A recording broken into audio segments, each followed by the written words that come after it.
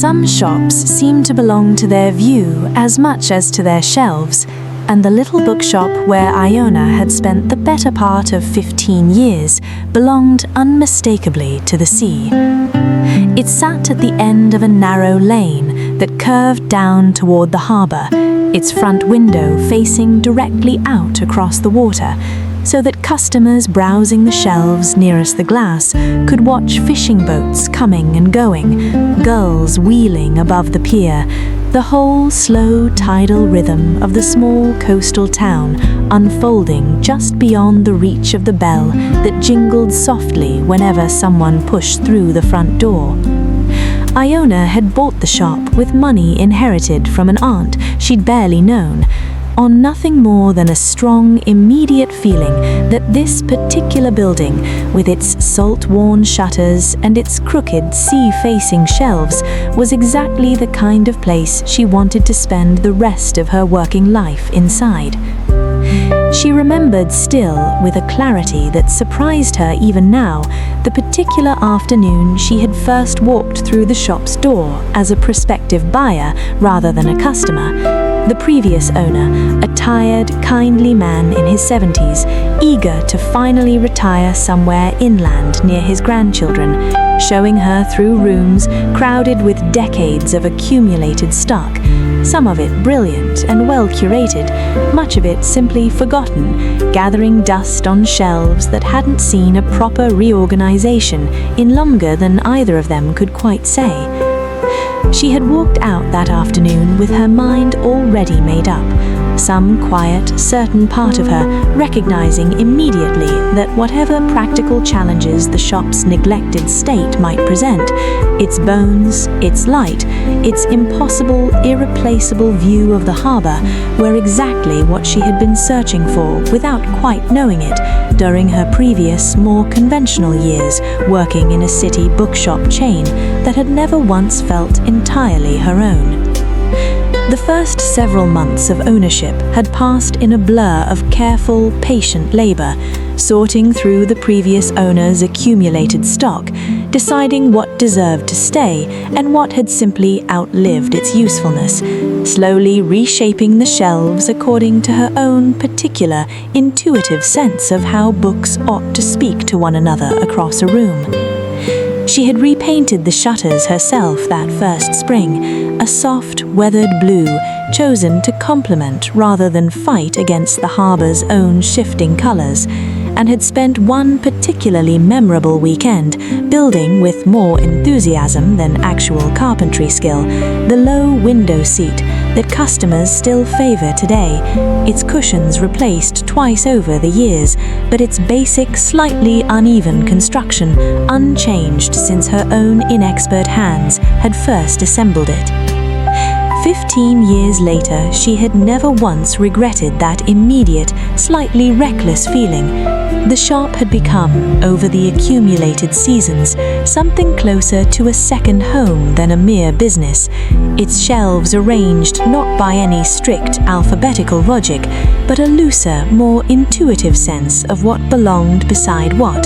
Travel narratives near maritime histories, poetry tucked companionably alongside collections of local folklore, a whole low shelf near the window devoted entirely to books about the sea in all its many literary forms, novels and field guides, and memoirs of solitary sailing voyages, mixed together without any particular concern for genre. This particular evening had unfolded exactly as most quiet weekday evenings did, a modest, steady trickle of customers through the afternoon, a few regulars stopping in for their usual browse, a scattering of tourists drawn by the shop's charming reputation, easily found in any local guidebook's list of the town's small essential pleasures. Iona had spent the day much as she spent most days, restocking a delivery that had arrived that morning, recommending a mystery novel to a hesitant new customer, chatting for a pleasant 20 minutes with old Mr. Abernathy about his ongoing, decades-long project of reading through every novel ever shortlisted for a particular literary prize, currently somewhere in the 1960s and showing no sign of slowing down. Mr. Abernathy had been one of her very first regular customers, arriving within her first month of ownership with a slightly apologetic explanation of his peculiar, self-imposed reading project, as though anticipating that Iona might find the whole endeavor faintly ridiculous. She had found it instead immediately and thoroughly charming, and had taken to keeping a small private list of his progress taped inside the register drawer, checking off each title as he worked his way steadily through decade after decade of literary history, offering her own opinions when he wanted them, and simply listening with genuine interest when he preferred instead to talk through his latest read without any particular need for her editorial input. Today's conversation had touched on a particular novel he'd finished the previous week, a sprawling, difficult book he'd found simultaneously brilliant and exhausting, and Iona had enjoyed, as she nearly always did, the particular pleasure of watching someone work through their own complicated feelings about a piece of writing, turning the book over in conversation the way one might turn over a smooth stone found on a beach, examining it from several angles before finally settling on some considered personal verdict. He had left eventually with the next title on his list tucked carefully into his canvas bag, promising, as he always did, to report back on his progress during his next visit, likely sometime within the following fortnight, given his fairly consistent reading pace.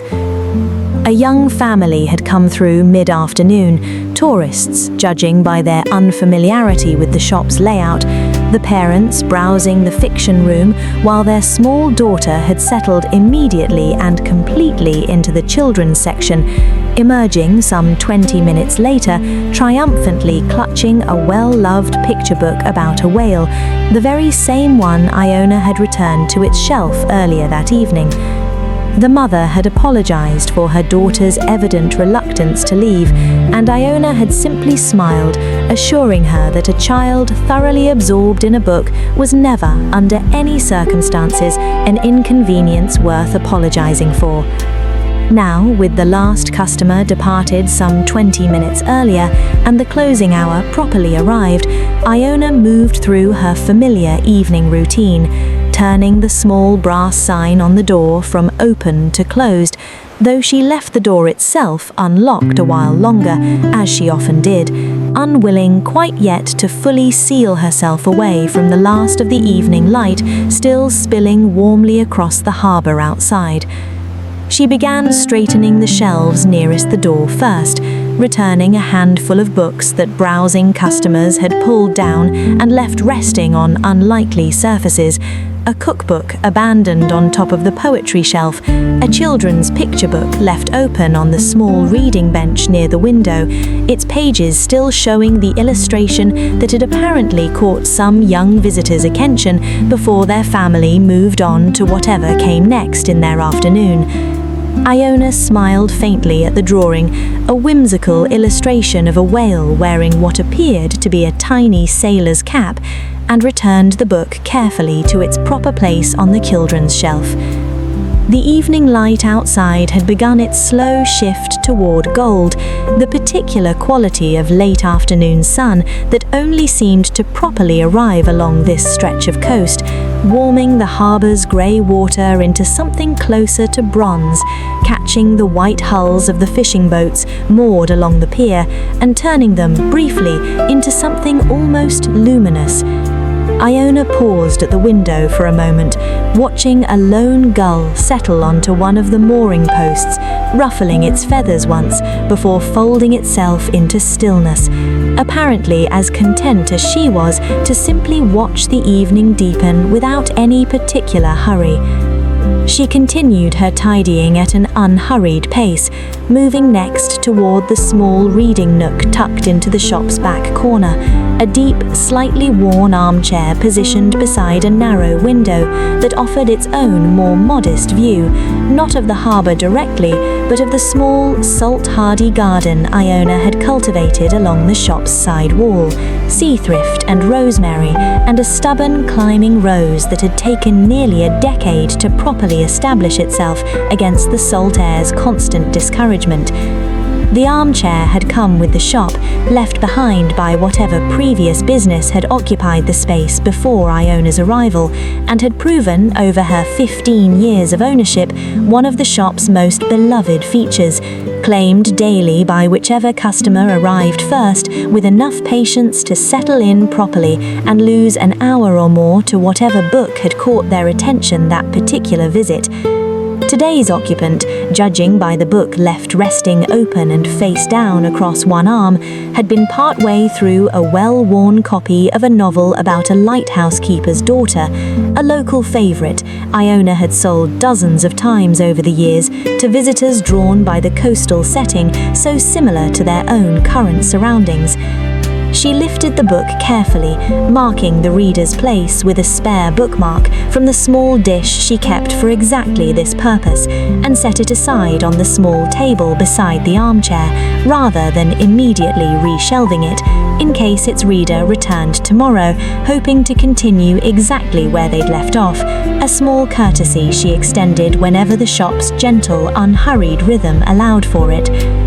Iona made her way toward the small kitchenette tucked behind the register counter, filling the kettle for what had become, over her years of ownership, an essential part of her closing ritual, a cup of tea taken slowly while she completed the day's final small tasks, balancing the till, jotting a few notes in the order book about titles customers had asked for but that the shop currently lacked, glancing through the day's modest sales with the particular satisfaction of someone who measured success less by any dramatic profit margin and more by the simple, steady fact of having spent another day doing exactly the work she'd chosen 15 years earlier with such immediate, unhesitating certainty. While the kettle warmed, she wandered back toward the view, drawn again by the harbour's steadily deepening evening light,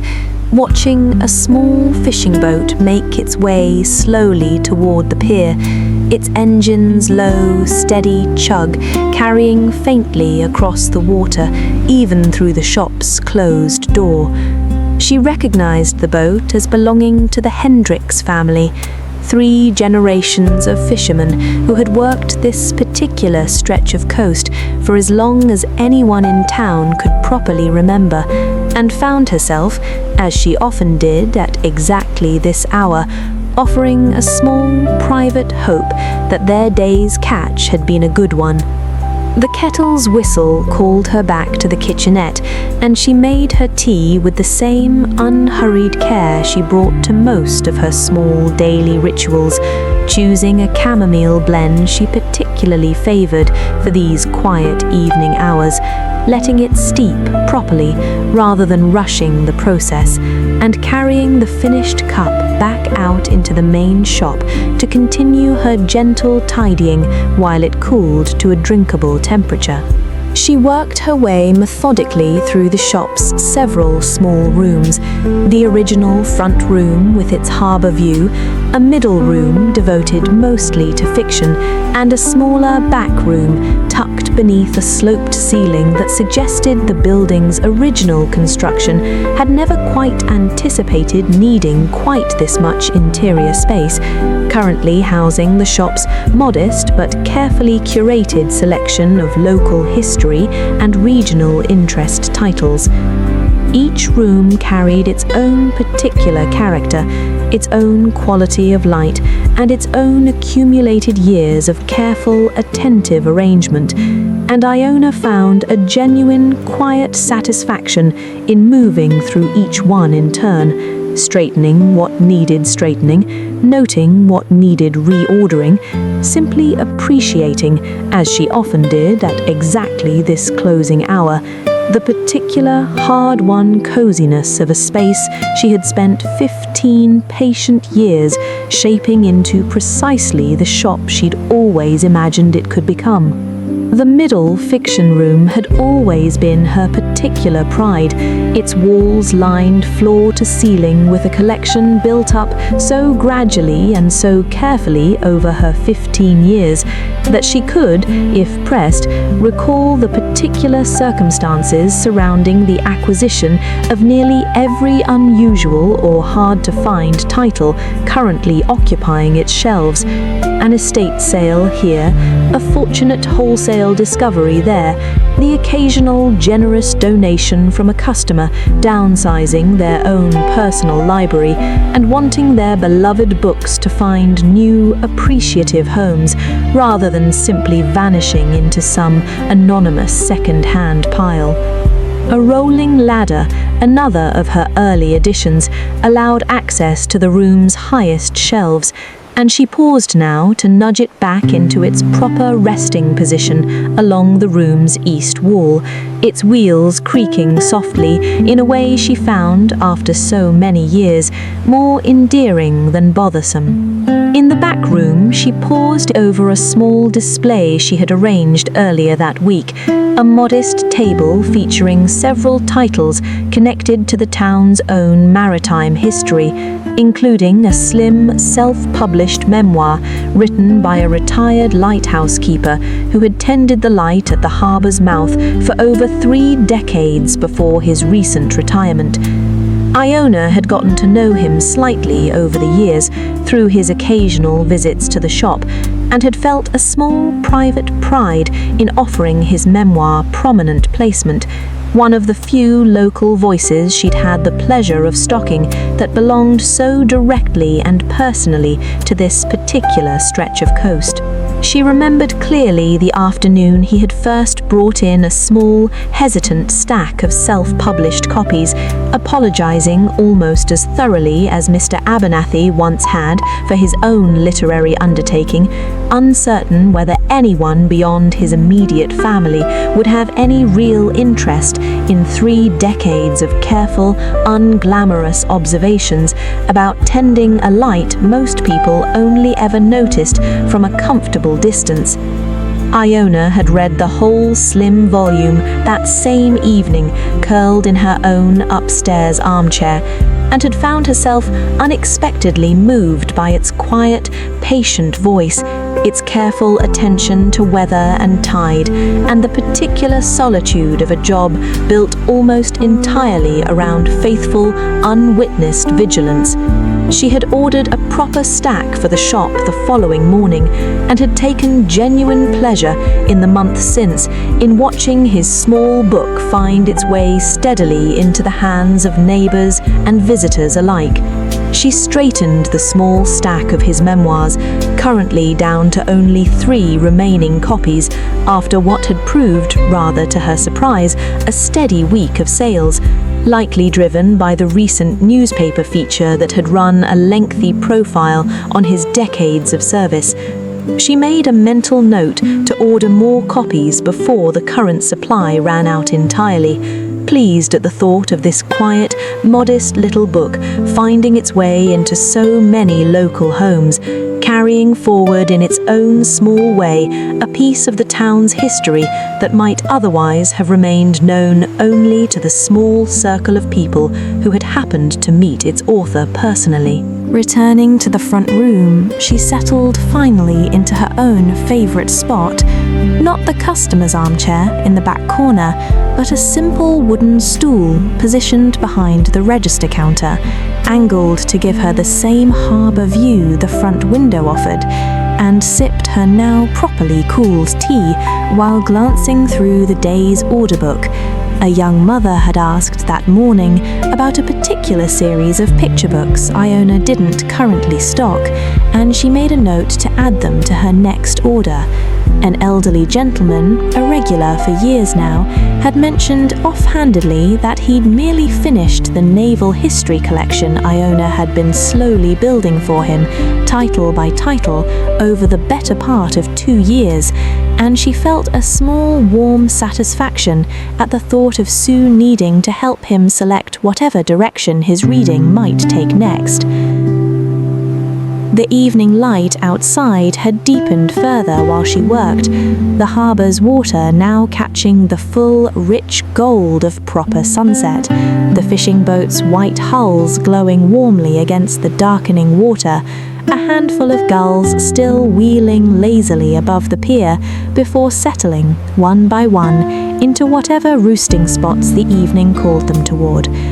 Iona set her empty teacup aside and rose to watch properly, drawn as she nearly always was at exactly this hour toward the front window's uninterrupted view,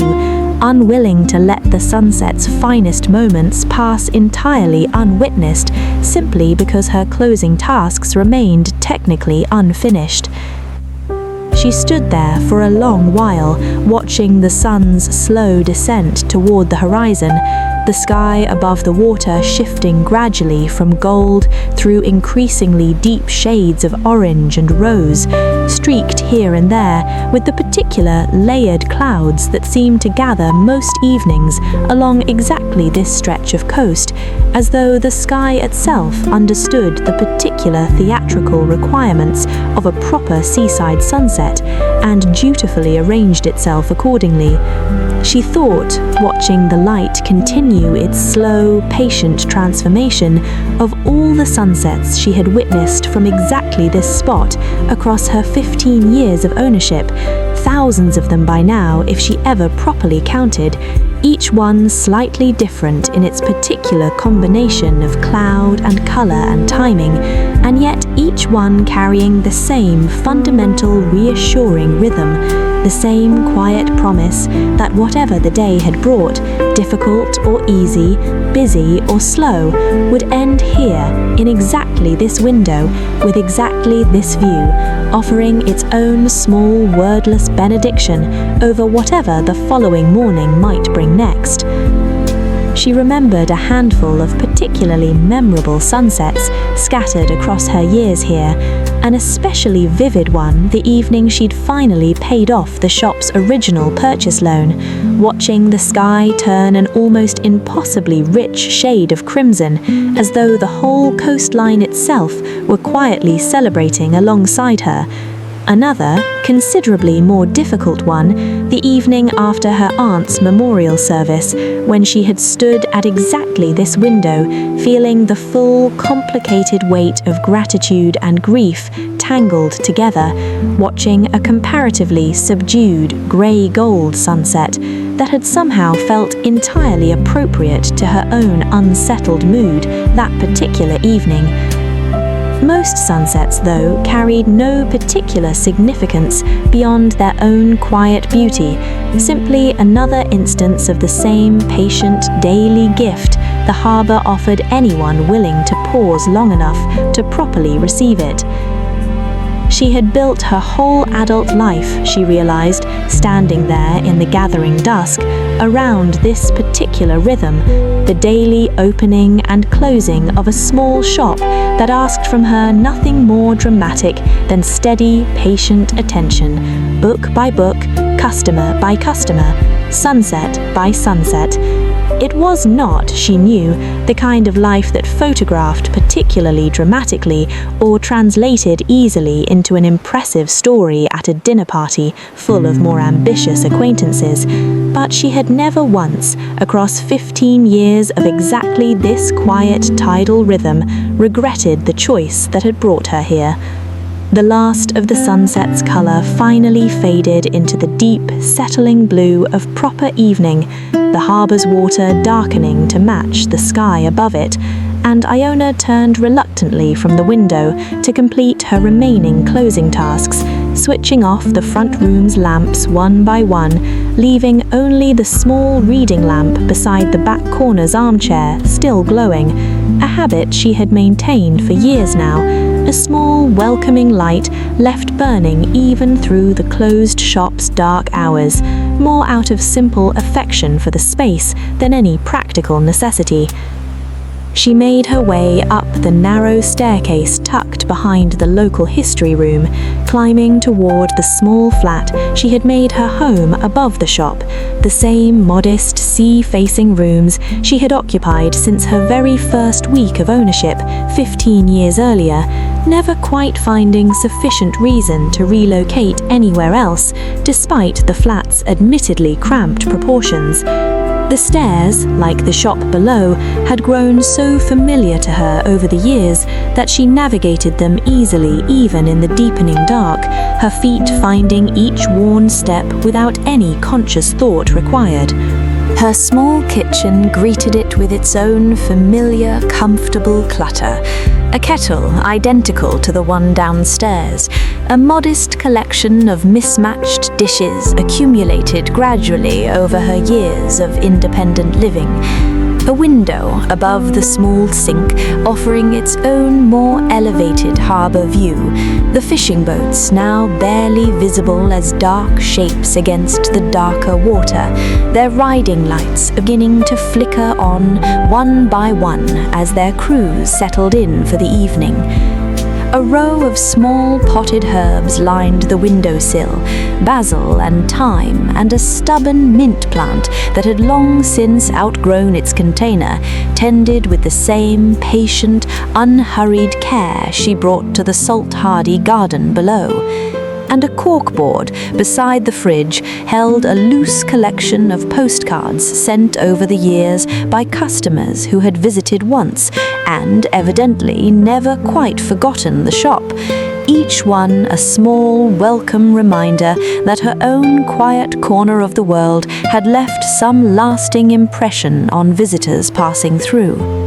She prepared herself a simple dinner, a piece of fish purchased that morning from the small market 2 doors down, run by a family she had known nearly as long as she'd owned the shop, alongside a modest portion of vegetables and a slice of crusty bread from the bakery further up the lane. She ate slowly at her small kitchen table, positioned to face the same harbour view, watching the last handful of fishing boats complete their evening return, the harbour gradually settling into the particular peaceful stillness that arrived each night once the day's working traffic had finally concluded.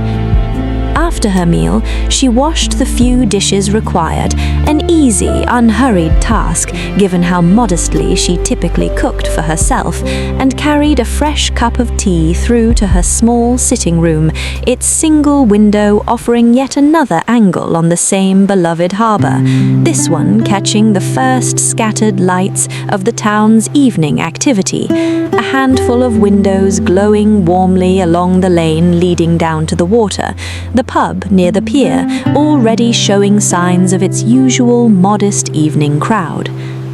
She settled into her own armchair, considerably more worn even than the one downstairs in the shop, having served as her preferred evening reading spot for the full 15 years of her tenure, and reached for the book currently occupying her own attention, a novel she had been slowly working through over the past few weeks, savouring it deliberately rather than rushing toward its conclusion, the particular pleasure of a book good enough to deserve genuine patience rather than hurried consumption.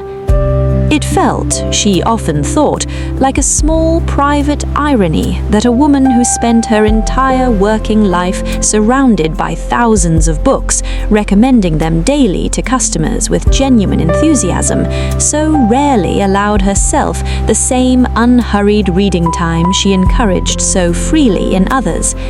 She had made a quiet resolution some years back to guard her own evening reading time as carefully as she guarded the shop's opening hours, and had found since then that a single well-chosen book, stretched properly across several patient weeks, brought her considerably more pleasure than the hurried, guilty reading she'd once squeezed into whatever scattered minutes her working days happened to offer. She read for the better part of an hour, the harbour's scattered lights gradually multiplying as full evening properly settled over the town, until her own eyes began growing pleasantly heavy, the particular tiredness that arrived reliably most evenings after a full day spent on her feet, moving between shelves and customers, and all the small, steady tasks required of running even so modest and beloved a shop as her own. She marked her place carefully and set the book aside, rising to complete her own small bedtime routine, movements so familiar after 15 years that she performed them almost without conscious thought, brushing her teeth, changing into soft, well-worn pajamas, pulling back the quilt on her narrow bed, positioned, like nearly everything else in her small flat, to offer at least a partial view of the harbour through the bedroom's single window.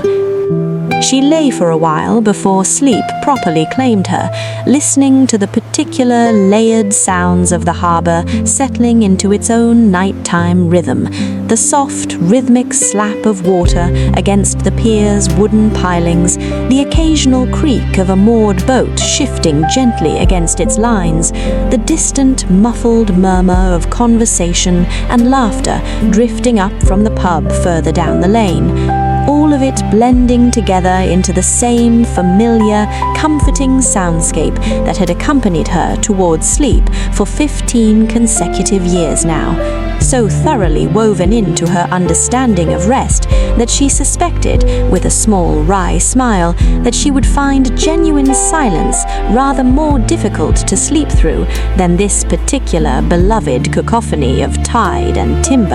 and distant cheerful voices. She thought, drifting slowly now towards sleep, of the day just concluded, Mr. Abernathy's decades-long reading project inching steadily forward, the young family's brief visit, and their child's evident delight in the whale wearing a sailor's cap, the retired lighthouse keeper's modest memoir finding its way, 3 copies at a time, into the hands of neighbours eager to properly understand a piece of their own town's quiet history. None of it amounted, she knew, to any particularly dramatic account of a life well spent, and yet gathered together, day after patient day, sunset after sunset, she felt entirely certain that it did. She thought of her aunt, gone now many years, whose unexpected inheritance had first made this whole quiet, beloved life possible, and felt, as she often did at exactly this drowsy hour, a small private gratitude toward a woman she had barely known in life, but had nonetheless, through one final generous gesture, handed the whole remainder of her own working years toward precisely the shape she would have chosen for them, even without any outside assistance at all. She wondered, not for the first time, whether her aunt had somehow sensed, across whatever brief and distant acquaintance they'd shared, exactly the kind of gift that would mean the most, or whether the whole beautiful outcome had simply been a fortunate accident, one generous woman's estate finding its way, through nothing more than deliberate family obligation, into precisely the hands that would treasure it most completely.